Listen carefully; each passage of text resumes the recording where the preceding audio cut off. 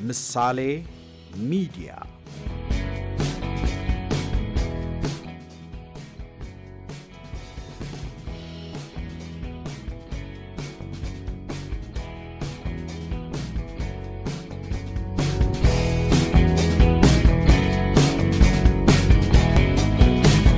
ምሳሌ ሚዲያ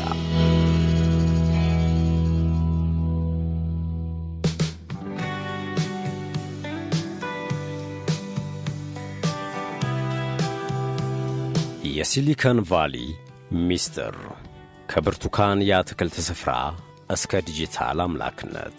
ሲሊከን ቫሊ ዝም ብሎ የጂኦግራፊያዊ ቦታ ስም ሳይሆን የሰው ልጅ የማይቻል የሚለውን ቃል ለመደምሰስ የቆረጠበት የጥበብ መቅደስ ነው። በአንድ ወቅት የልብ ደስታ ሸለቆ ተብላም በብርቱካንና በወይን አዝመራዎቿ ትታወቅ የነበረችው ይህች ስፍራ ዛሬ የዓለምን የልብ ትርታ በዲጂታል ኮድ የምትቆጣጠር ታላቅ ግዛት ሆናለች። እዚህ ሸለቆ ውስጥ አሸዋ ወደ ቺፕ፣ ሐሳብ ደግሞ ወደ ቢሊዮን ዶላር ግዙፍ ተቋማት ይቀየራል። ይህች ሸለቆ የዓለምን የቴክኖሎጂ አቅጣጫ የምትወስነው በሕንፃዎቿ ግርማ ሳይሆን በውስጧ በሚፈሰው ያልተገደበ የፈጠራ ነጻነት ነው። እያንዳንዱ የካሊፎርኒያ ነፋስ አዳዲስ ሐሳቦችን ይዞ የሚመጣ ይመስላል። እያንዳንዱ ጋራዥ ደግሞ የነገውን ዓለም የሚቀይር ሚስጥር ይዟል። ሲሊከን ቫሊ የሰው ልጅ የፈጠራ ችሎታ የመጨረሻ ገደቡ የት እንደሆነ የሚፈተሽባት ሕያው ቤተ ሙከራ ናት። ከሳን ፍራንሲስኮ እስከ ሳን ሆዜ የተዘረጋው ይህ ሰፊ ሜዳ የዓለምን ከፍተኛ የቬንቸር ካፒታል ፍሰት ይስባል። እንደ አውሮፓውያን አቆጣጠር በ2023 ብቻ በአሜሪካ ከፈሰሰው አጠቃላይ የቬንቸር ካፒታል ውስጥ ከ30 በመቶ በላይ የሚሆነው በዚህች ጠባብ ሸለቆ ውስጥ ነው የፈሰሰው። ይህ የገንዘብና የእውቀት ክምችት ሲሊከን ቫሊን የማይነካ የኢኮኖሚ ምሽግ አድርጓታል። ጥያቄው ግን እንዴት አንዲት ስፍራ የዓለምን የወደፊት ዕጣ ፈንታ በእጇ ልታደርግ ቻለች የሚለው ነው። ሚስጥሩ ያለው በዩኒቨርሲቲዎች በመንግሥት ድጋፍና በግል ድፍረት መካከል በተፈጠረ አስደናቂ ስምምነት ውስጥ ነው። ሲሊከን ቫሊ የሰው ልጅ ከምድር ተነስቶ ከዋክብትን እንዲያልም ያደረገች የሕልም ፋብሪካ ናት። ጤና ይስጥልን ውድ የቻናላችን ቤተሰቦች፣ በዚህ ዝግጅት የሲሊከን ቫሊን አነሳስ፣ በውስጡ ያለውን የቴክኖሎጂ ጦርነትና ለዓለም ያበረከተችውን ድንቅ ሥራ እንመረምራለን። ይህ ታሪክ የዶላርና የቺፕ ታሪክ ሳይሆን የሰው ልጅ ነፍስ ከማሽን ጋር የተዋሃደችበት ልብ ሰቃይ ሐተታ ነው። ወደ ሸለቆ ሚስጥር አብረን እንዝለቅ። መልካም ቆይታ።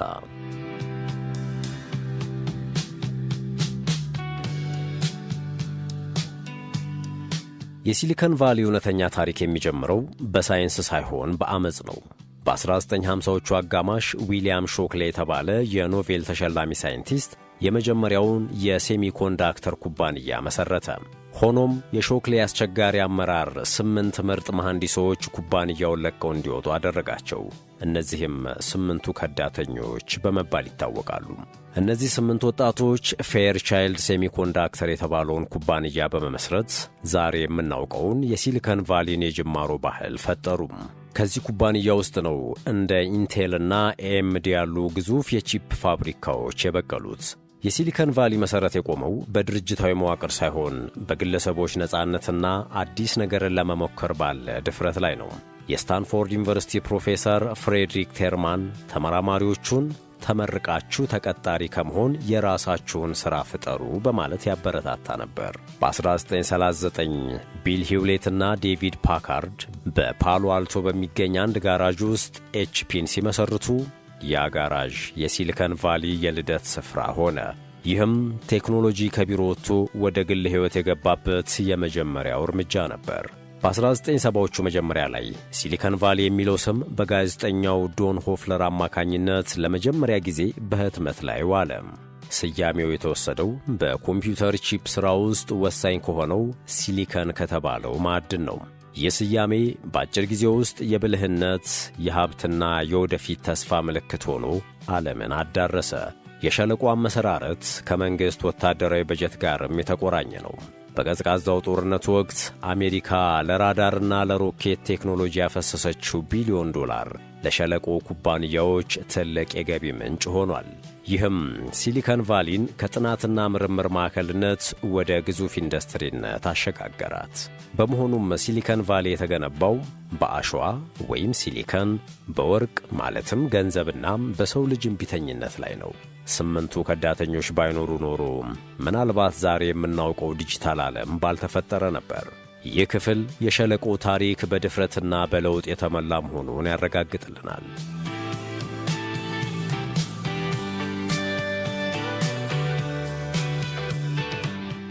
በ1970ዎቹ አጋማሽ ሲሊከን ቫሊ አዲስ የባህል ማዕበል አስተናገደች። ሆምብሪው ኮምፒውተር ክለብ የተባለ የቴክኖሎጂ አፍቃሪዎች ስብስብ ኮምፒውተር ለመንግሥትና ለትልልቅ ተቋማት ብቻ መሆን የለበትም የሚል ሕልም ሰነቀ። ለዚያም ነው ስቲቭ ጆብስና ስቲቭ ዎዝኒያክ የመጀመሪያው አፕል ኮምፒውተርን የሠሩት። አፕል ኮምፒውተርን ከሰሌዳና ከሽቦ ስብስብነት ወደ ቆንጆና ለሰው ልጅ ምቹ መሣሪያነት ቀየረው። ስቲቭ ጆብስ የቴክኖሎጂ ባለሙያ ብቻ ሳይሆን የውበትና የፍልስፍና ሰው ነበር። በአጽናፈ ዓለም ውስጥ አሻራ እናሳርፍ የሚለው መርሁ ሲሊከን ቫሊን ከንግድ ማዕከልነት ወደ ጥበብ ማዕከልነት ከፍ አደረጋት። በዚሁ ወቅት ማይክሮሶፍት በቢል ጌትስ አማካኝነት ሶፍትዌር ከሃርድዌር በላይ ዋጋ እንዳለው አረጋገጠ። ኮምፒውተር በእያንዳንዱ ጠረጴዛ ላይ እንዲኖር የታለመው ራዕይ የሰው ልጅን የማሰብና የመሥራት አቅም በሺህ እጥፍ አሳደገው። ሸለቆው በሐሳብ የበላይነት እንጂ በቁሳቁስ ብዛት የማይመራ መሆኑም በዚህ ወቅት በግልጽ ታየ። የግል ኮምፒውተር አብዮት የሲሊከን ቫሊ ሀብት በአስደናቂ ሁኔታ አሳደገው። በ1980 አፕል አክሲዮኑን ለሕዝብ ሲያቀርብ በአንድ ቀን ውስጥ በርካታ ሚሊዮነሮችን በመፍጠር የሸለቆውን የሀብት ግርማ አሳየ። ይህ ክስተት ዓለም አቀፍ ባለሀብቶች ዐይናቸውን ወደ ካሊፎርኒያ ሸለቆ እንዲያዞሩ አደረጋቸው። ይህ ዘመን የሰው ልጅ ከማሽን ጋር የነበረውን ግንኙነት ለዘላለም የቀየረበት ነው። ኮምፒውተር የቤት ዕቃ ሆነ፣ የፈጠራ መሣሪያም ሆነ፣ የትምህርት ምንጭ ሆነ። ሲሊከን ቫሊ ለሰው ልጅ አዲስ አእምሮ የሰጠች ያህል ተቆጠረች። ይህ አብዮት ግን ቀጣዩን ትልቅ ማዕበል ለመውለድ መሸጋገሪያ ብቻ ነበር። የግል ኮምፒውተር አብዮት ባይኖር ኖሮ ዛሬ የምንጠቀማቸው ዘመናዊ ስልኮችና ሶፍትዌሮች ባልኖሩ ነበር። ሲሊከን ቫሊ በዚህ ወቅት የዓለምን የቴክኖሎጂ አምባሳደርነት ማረጋገጫ አገኘች። በ1990ዎቹ አጋማሽ ኢንተርኔት ከላቦራቶሪ ወጥቶ ወደ ሕዝብ መድረስ ሲጀምር ሲሊከን ቫሊ ሁለተኛ ልደቷን አከበረች። .com የተባለው ማዕበል የዓለምን ንግድና ግንኙነት በአንድ ዲጂታል ገመድ አስተሳሰረ። በ1998 በስታንፎርድ ዩኒቨርሲቲ ተማሪዎች የተመሠረተው ጉግል የዓለምን መረጃ ለማደራጀትና ተደራሽ ለማድረግ ተነሣ። ጉግል መረጃን ወደ ኃይል ቀየረው።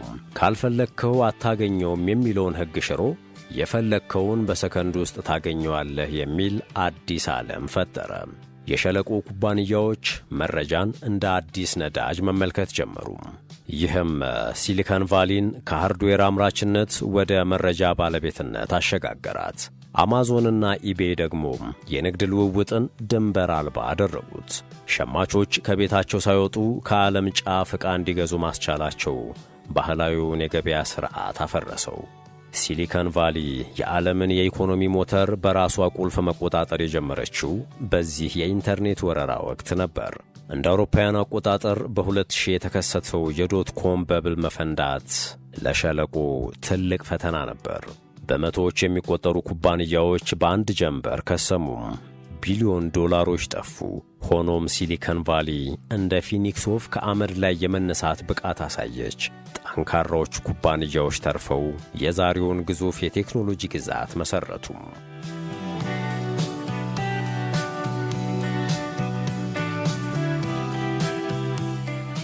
ኢንተርኔት ለሲሊከን ቫሊ ዓለም አቀፋዊ ተጽዕኖን ሰጣት። አሁን ሸለቆ በካሊፎርኒያ ብቻ የተወሰነ ሳይሆን በቢሊዮኖች የሚቆጠሩ ሰዎችን የዕለት ተዕለት ሕይወት የሚመራ ረቂቅ ኃይል ሆነ። እያንዳንዱ የጉግል ፍለጋና እያንዳንዱ የአማዞን ትዕዛዝ የሸለቆውን ሥልጣን ያጠናክራል።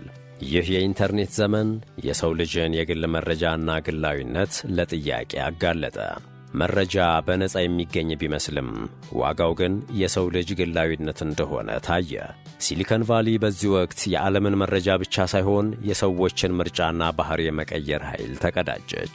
እንደ አውሮፓውያን አቆጣጠር በ2004 ማርክ ዙከርበርግ ፌስቡክን ወይም ሜታን ሲመሰርት የሰዎችን ግንኙነት ዲጂታላይዝድ አደረገው። ማኅበራዊ ሚዲያ ሸለቆ ለዓለም የሰጠው አዲስ የከተማ አደባባይ ሆነ። ጓደኝነት፣ ፖለቲካና ንግድ በስክሪን ላይ በሚደረጉ ንክኪዎች መወሰን ጀመሩ። ሲሊከን ቫሊ የሰዎችን ስሜትና ግንኙነት የምታስተዳድር ሳይኮሎጂስት ሆነች። በ2007 ስቲቭ ጆብስ አይፎንን ሲያስተዋውቅ ዓለምን ወደ እያንዳንዱ ሰው ኪስ ከተታት። የሞባይል አብዮት ሲሊከን ቫሊን ከጠረጴዛ ኮምፒውተር ነፃ አውጥቶ የሰው ልጅ የማይነጠል አካል አደረጋት። ዛሬ በአማካይ አንድ ሰው በቀን ከ50 ጊዜ በላይ ስልኩን እንደሚነካ ይገመታል። ይህም ማለት በቀን 50 ጊዜ ከሲሊከን ቫሊ ጋር ይገናኛል ማለት ነው። ይህ ዘመን አፕ ኢኮኖሚ የተባለውን አዲስ የኢኮኖሚ ዘርፍ ወለደ። ኡበር፣ ኤርቢኤንቢ እና ኢንስታግራም የመሰሉ ኩባንያዎች የትራንስፖርት፣ የሆቴልና የፎቶግራፊ ኢንዱስትሪዎችን በአንድ መተግበሪያ ተኩም። ሲሊከን ቫሊ ዓለምን ተንቀሳቃሽ አደረገቻት።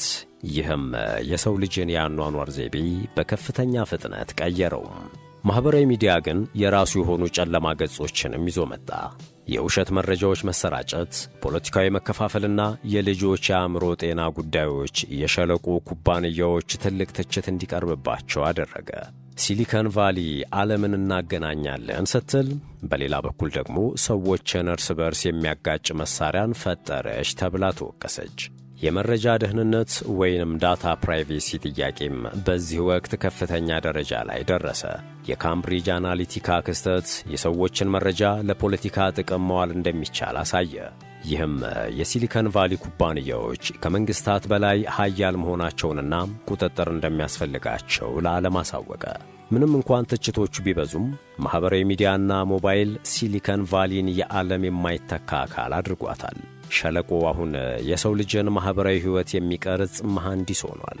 ቀጣዩ ማዕበል ደግሞ የሰው ልጅን አእምሮ የሚተካው አርቲፊሻል ኢንተለጀንስ ኤአይ ነው።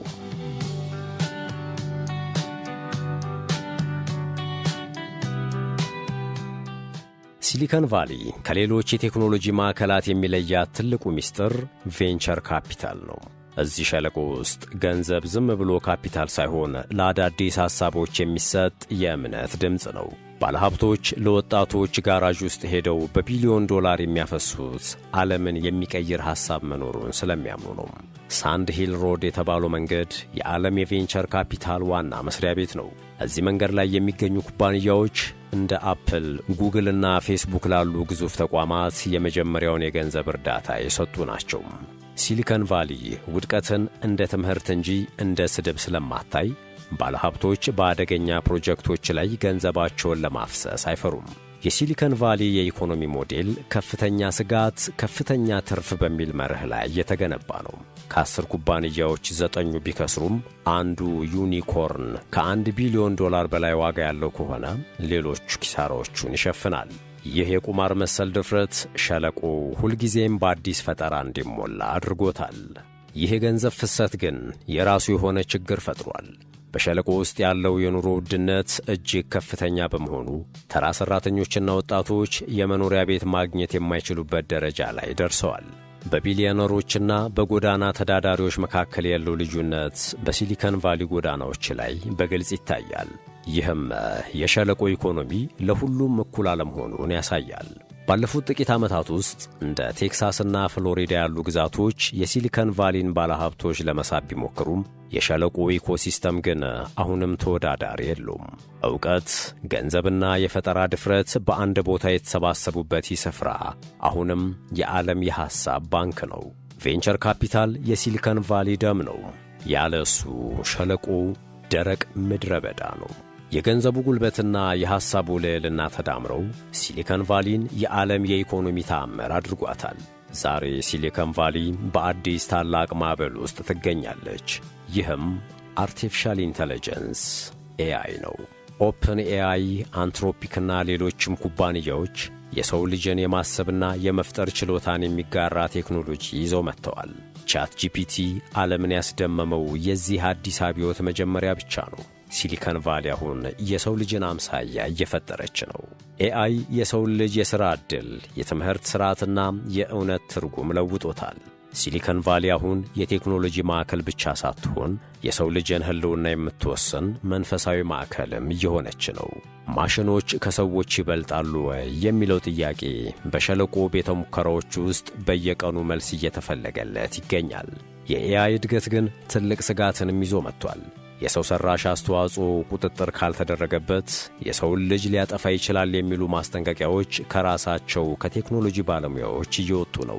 ኤለን መስክና ሳም አልትማንን የመሰሉ መሪዎች ስለ ኤአይ አደጋዎች ደጋግመው ይናገራሉ። ሲሊከን ቫሊ የፈጠረችው ኃይል ከቁጥጥሯ ውጪ እንዳይሆን ትልቅ ትግል ውስጥ ትገኛለች። በተጨማሪም የሲሊከን ቫሊ የበላይነት በቻይና የቴክኖሎጂ እድገት እየተፈተነ ይገኛል። አሜሪካና ቻይና በኤአይና በኳንተም ኮምፒውቲንግ ዘርፍ የሚያደርጉት ፉክክር ሲሊከን ቫሊን የጂኦፖለቲካ ጦርነት ማዕከል አድርጓታል። ሸለቆ አሁን የአሜሪካ ብሔራዊ ደህንነት ምሰሶ ሆኗል። ወደፊት የሰው ልጅ ከቴክኖሎጂ ጋር ሙሉ በሙሉ የሚዋህድበት ሲንጉላሪቲ ዘመን ይመጣል ተብሎ ይገመታል። ሸለቆ አሁንም ቢሆን የሰው ልጅን ዕጣ ፈንታ የሚወስኑ ውሳኔዎች የሚተላለፉበት ስፍራ ሆኖ ይቀጥላል። ሲሊከን ቫሊ የወደፊቱን ጊዜ የምናይበት መስኮት ናት። ኤአይ የሲሊከን ቫሊ የመጨረሻው ድንቅ ሥራ ሊሆን ይችላል። የቴክኖሎጂ የሰውን ልጅ ወደ አዲስ ከፍታ ይወስደዋል ወይስ ወደ ጥልቁ ገደል? መልሱ ያለው በሸለቆ ውስጥ በሚሰሩት ወጣቶችና በሚፈሰው የቢሊዮን ዶላር ኢንቨስትመንት ውስጥ ነው። ሲሊከን ቫሊ ከብርቱካን አዝመራ ተነስታ የዓለምን ንቃተ ሕሊና ወደ መቆጣጠር ያደረገችው ጉዞ ተአምራዊ ነው። ይህች ስፍራ የሰው ልጅ የፈጠራ ጥማት፣ የሀብት ፍላጎትና የጽናት መገለጫ ናት። ሲሊከን ቫሊ ዓለምን በአካል ሳይሆን በአእምሮ የገዛች የመጀመሪያዋ ግዛት ናት ማለት ይቻላል። ውርሷ ግን በተቃርኖ የተሞላ ነው። በአንድ በኩል ለሰው ልጅ ያልተገደበ መረጃ፣ ግንኙነትና ምቾት ሰጥታለች። በሌላ በኩል ደግሞ ግላዊ ደህንነትን አጥፍታለች፣ ፖለቲካዊ መከፋፈልን አምጥታለች፣ እንዲሁም እጅግ የከፋ የሀብት ልዩነት ፈጥራለች። ሲሊከን ቫሊ ለሰው ልጅ ሁለት ስለት ያለው ሰይፍ ሆናለች። የሸለቆ ስኬት ምስጢር ያለው ፈጽሞ አለመሸነፍ በሚለው መንፈስ ውስጥ ነው። እዚህ ስፍራ ውድቀት መገባደጃ ሳይሆን የአዲሱ ጅምር መጀመሪያ ነው። ይህ የሥራ ባህል ነው ሲሊከን ቫሊን ለ80 ዓመታት በከፍታ ላይ ያቆያት። የሰው ልጅ ችግሮችን ለመፍታት ያለው ብልህነት በሸለቆ ውስጥ በደመቀ ሁኔታ ይታያል። ወደ ኋላ ተመልሰን ስናስብ 8ቱ ከዳተኞች ወይም ስቲቭ ጆብስ ባይኖሩ ኖሮ የዛሬው ሕይወታችን ምን ይመስል ነበር? ሲሊከን ቫሊ የሰው ልጅን ታሪክ የቀየረች ታላቅ ምዕራፍ ናት። በጥቅሉ ሲሊከን ቫሊ የሰውን ልጅ አእምሮ ከቁስ በላይ መሆኑን ያረጋገጠችበት ስፍራ ናት። ቴክኖሎጂ መሳሪያ ብቻ ሳይሆን የሰው ልጅ ሕልም መግለጫ መሆኑን አስተምራናለች። የሸለቆ ምስጢር በዶላር ወይም በቺፕ ውስጥ ሳይሆን በሰው ልጅ ያልተገደበ የፈጠራ መንፈስ ውስጥ ይገኛል። ሲሊከን ቫሊ አሁንም ጥሪዋን ትቀጥላለች። ዓለምን ለመቀየር የሚፈልጉ ሁሉ ወደዚች ሸለቆ መመልከታቸው አይቀርም። የወደፊቱ ጊዜ በሲሊከን ቫሊ ስክሪኖች ላይ እየተጻፈ ነው። የዛሬው ዝግጅታችን በዚህ መልኩ ተጠናቀቀ። ሰላም።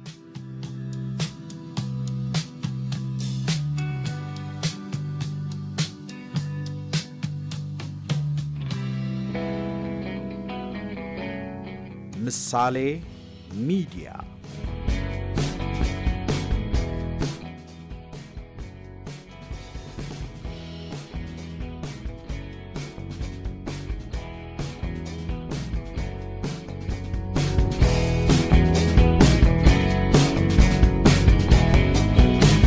ምሳሌ ሚዲያ